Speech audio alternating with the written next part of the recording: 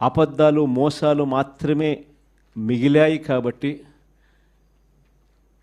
ప్రజలను తప్పుదోవ పట్టించే కార్యక్రమంలో భాగంగా ఈరోజు రాష్ట్రంలో ఎప్పుడూ చూడనని డైవర్షన్ పాలిటిక్స్ ఈరోజు చూస్తూ ఉన్నాం. ఒకవైపున డైవర్షన్ పాలిటిక్స్ చూస్తూ ఉన్నాం, మరోవైపున అణిచివేత ధోరణి అన్నది ఎవరైనా కూడా ప్రజల సమస్యల మీద ఎవరైనా స్పందిస్తే, ఎవరైనా గట్టిగా అడగడం మొదలెడితే ఆ గొంతును నొక్కడం కోసం ఎప్పుడూ చూడని విధంగా ఈరోజు రెడ్ బుక్ రాజ్యాంగ పరిపాలన ఈరోజు మనం చూస్తూ ఉన్నాం. మన 5 సంవత్సరాల పాలనకు చంద్రబాబు నాయుడు గారి ఇప్పటి పాలనకు మధ్య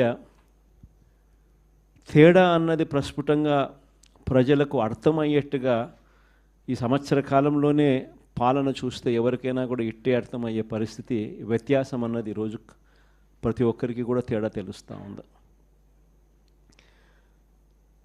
మన 5 సంవత్సరాల మన కాలంలో ఎప్పుడూ ఇంతకు ముందు జరగని విధంగా వివక్ష లేకుండా, కులం చూడలేదు, మతం చూడలేదు, రాజకీయాలు కూడా చూడలేదు, చివరికి ఏ పార్టీ అని కూడా చూడకుండా మంచి చేసిన ప్రభుత్వం ఒకవైపున మనది కనిపిస్తే, రెండవ వైపున ఇటువైపున ఈరోజు ఈ సంవత్సర కాలంలో కనిపిస్తూ ఉన్నది ఏమిటి అని అంటే, మంచి అన్నది ఎలాగూ లేదు,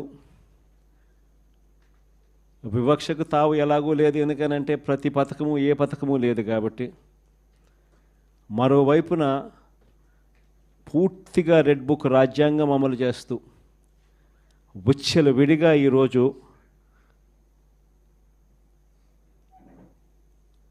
అన్యాయాలే కనిపిస్తూ ఉన్నాయి. మన ప్రభుత్వంలో ఎప్పుడూ చూడని విధంగా విద్య, వైద్యం, వ్యవసాయం, పారదర్శకత పాలన, law and order, Disha app లాంటివి రెవల్యూషనరీ రిఫార్మ్స్ తీసుకొని వచ్చి ఎప్పుడు చూడని మార్పులు మనం తీసుకొస్తే ఈరోజు ప్రతి వ్యవస్థ కూడా కొలాప్స్ అయిపోయిన పరిస్థితులు ఈరోజు కనిపిస్తూ ఉన్నాయి.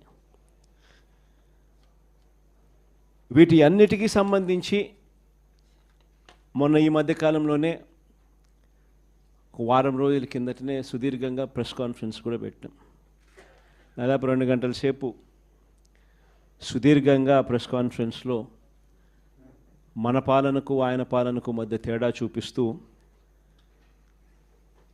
ఆ ప్రెస్ కాన్ఫరెన్స్లో చంద్రబాబు నాయుడు గారు చేసిన మాటలు ఏమిటి, ఎన్నికలప్పుడు ఆయన చెప్పిన మేనిఫెస్టో ఏమిటి, ఎన్నికలప్పుడు ఆయన ఆ మేనిఫెస్టోను చూపిస్తూ ఆయన మాట్లాడిన మాటలు ఏమిటి, ఆ తర్వాత ఎన్నికలు అయిపోయిన తర్వాత ఆయన ఇవాళ చేస్తూ ఉన్న మోసాలు ఏమిటి, అబద్ధాలు ఏమిటి అని చెప్పి క్లియర్ కట్గా అందరికీ అర్థమయ్యేట్టుగా వీడియోలు కూడా ప్లే చేసి చెప్పడం జరిగింది.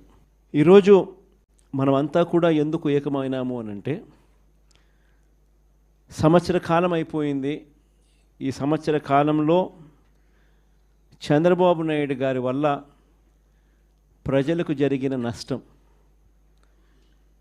నేరుడు సంవత్సరం చంద్రబాబు నాయుడు గారు ఇస్తాను అని చెప్పిన ఏ హామీని నెరవేర్చకపోవడం వల్ల ప్రతి కుటుంబానికి, ప్రతి ఇంటికి జరిగిన నష్టం ఎంత. ఈ సంవత్సరం తాను అవే పథకాలు మళ్ళీ ఇవ్వని కారణంగా మళ్ళీ ఈ సంవత్సరం జరగబోతా ఉన్న నష్టం ఎంత. రెండవది, మన ప్రభుత్వం కొనసాగి ఉండింటే ప్రజలకు అన్ని పథకాలు అందుతూ ఉన్న పరిస్థితుల మధ్య ఆ పథకాలన్నీ రద్దయిపోయిన పరిస్థితులు. ఒకవైపున ప్రజలకు అందుతూ ఉన్న పథకాలన్నీ రద్దు, మరోవైపున చంద్రబాబు చేస్తూ ఉన్న మోసాలన్నీ మోసాలుగా మిగిలిపోయినందువలన ప్రజలకు జరిగిన నష్టం. వీటి మీద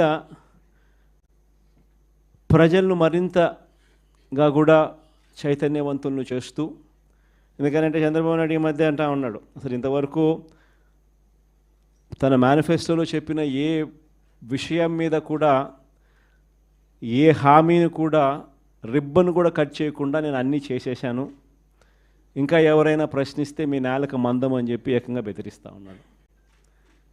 అసలు ఏం చేసినావు స్వామి నువ్వు? ఇంతవరకు చేసింది